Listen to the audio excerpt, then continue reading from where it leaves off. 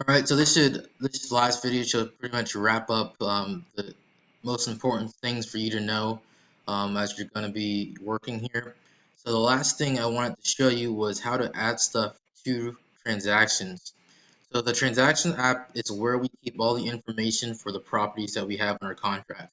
So if you click on the transaction app, which you can reach through that main page we were just at, you'll see a list of all the properties that we currently have, and they'll have closing probability, so how good of a deal it is and the likelihood that we'll close and make money, whether it's wholesale or financing, buy price, sell price. This is a very important app for us. If you click on any of the links here, you'll see a lot more information. So the day that the contract was accepted, you'll see all the notes that have been submitted in that activity feed that we saw before, the sell price, profit, who contracted it, then the seller contact with title company. All the information about all of the properties that we have in our contract are going to be in here. And you can organize it by contracts that we're still marketing for. If you click over here, or by contracts that we found a buyer for and we're just waiting on title work or something. So this is going to be a very important app. And so anytime we get a new property under contract, you will oftentimes be the person who's adding it to transactions. I'm going to show you really quick how to add a property to transactions. So one more function I actually should show you is the search function. So if you want to search for something, you can search for something anywhere in the marketplace. You can look up here and see this magnifying glass. So if you click on there, you can actually also press the S button and it'll go straight to that. So you can either click on it or just press the S button on your keypad. Then you can search for anything. So if you know there's a certain excuse me,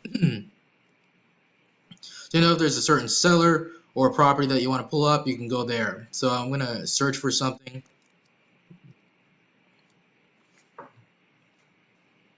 And it'll always search within the app that you're currently at. But if you wanted to search everywhere in all the apps, just click on here where it says search globally.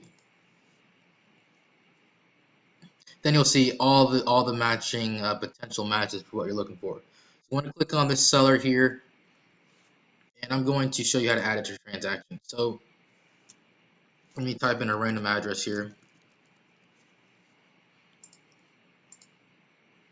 So you find out that we got a property under contract. That'll be either through Slack or in a meeting, or however you find out that we got our new contract. You're gonna want to add it to transactions as soon as possible. So we always want to do this immediately after we get a contract, so we can start discussing a deal there. First thing, you're gonna come to the seller lead page for the seller that we got under contract. You're gonna scroll down to where it says next action.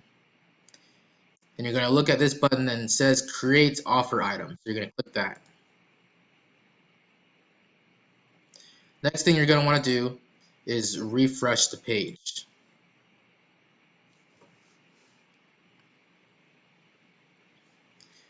So after you click that button and scroll down,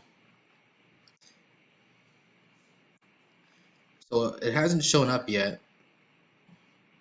So sometimes you will have to refresh multiple times to wait for that button to show up. So I'm going to refresh it again, see if it comes up.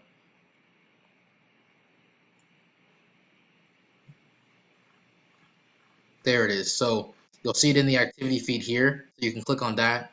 You also see it at the bottom if you scroll down all the way to the bottom of the seller page. So we can click on either this or this. So we'll click on this.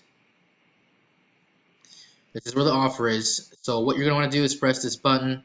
Well, first actually let's put in the purchase price. So let's say we got this house in Oviedo under contract for $11,000. Most of the other stuff here we don't really worry about because we do most of this stuff in the transactions tab. So the most important part here is just the purchase price. Then you're going to push accepted, push the transactions.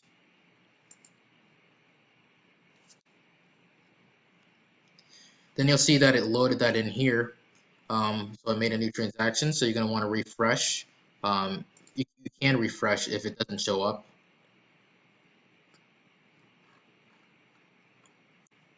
And so again, you can either scroll down to click on it, or you can go to here in the activity feed to click on it. So this time we'll click on the activity feed link there, and you're going to want to fill it in. So you're not going to be the one filling in the closing possibility, but you will be responsible for filling in all the other stuff. So the buy price will show up automatically.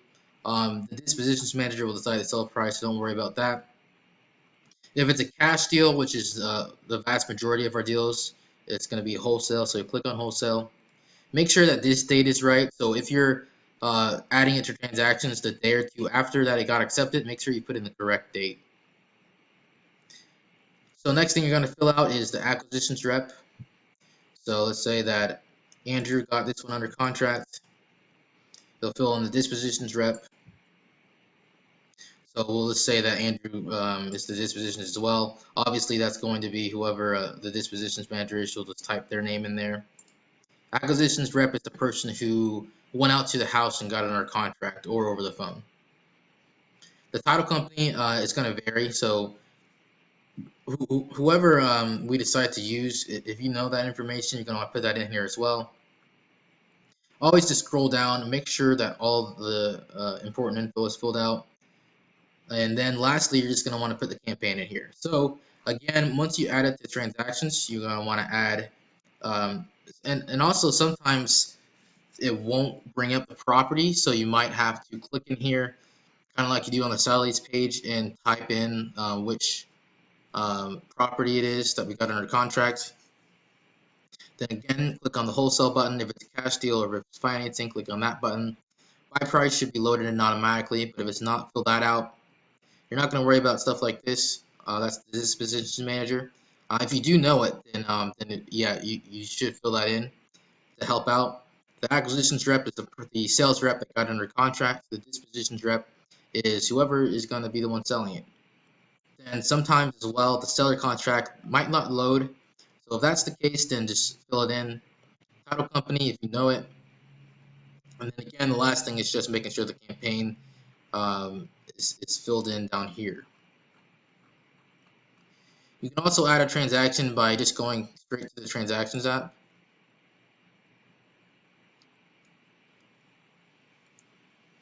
So you click on that app. Then you click add transaction.